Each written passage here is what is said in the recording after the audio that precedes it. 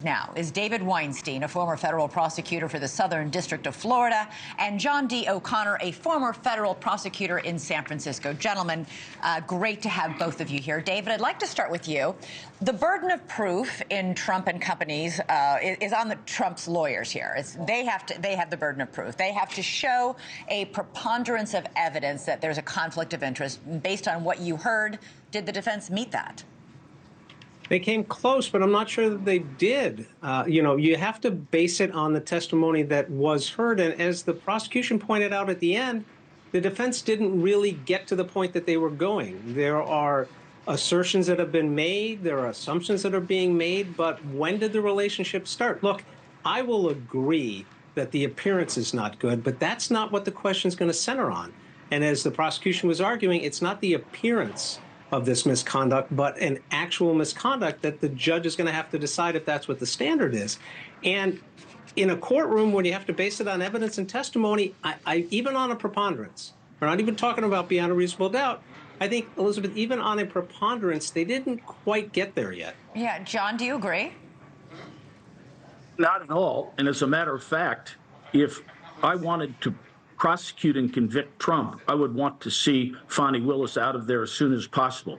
This is a self-inflicted wound. She has now caused the appearance of bias. She's made inflammatory statements in defending herself about racism. All of this might infect the jury. And when I was a prosecutor, and as David was, the last thing you want is the jury to feel there is bias. You as a prosecutor have to strike hard blows but fair ones. And once the jury thinks there's something wrong or tainted about the prosecution, it's not a good thing. One of the things that's happening here is this whole spectacle has opened up this case for possible a change of venue. I'm not sure the jury pool hasn't been infected here as this goes viral and there are charges of racism. And you're going to have a jury here that's, primarily black, and this is not a good thing. If I were a defense lawyer, I'd yell to high hell, especially if Fani stays on the case. You jump all over that. David, the state argued that there was no proof that Willis and Wade lied about when their relationship started. They say it was after she hired him, and that allegations the affair began earlier is nothing more than gossip and speculation. And the attorney said that this was all an effort to harass and embarrass Wade. That's a quote right there. What did you make of that argument?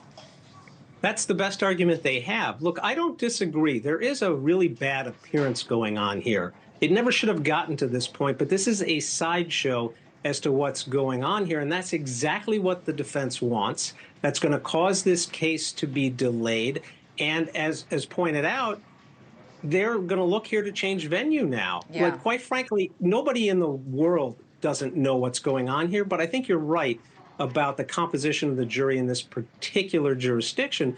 But again, it is all based on innuendo, and the judge said it himself. I'm going to go over the facts, and I'm going to lay out for you the facts that I have been found to have been presented to me, and it's upon that he's going to look to see if they meet the preponderance. John, a lot of the focus today was on Terrence Bradley. It has been actually for weeks. In his testimony, he was Nathan Wade's divorce lawyer, and he spent apparently quite a bit of time texting with Ashley Merchant, one of the lawyers representing one of Trump and his co-defendants, trying to get Wade disqualified.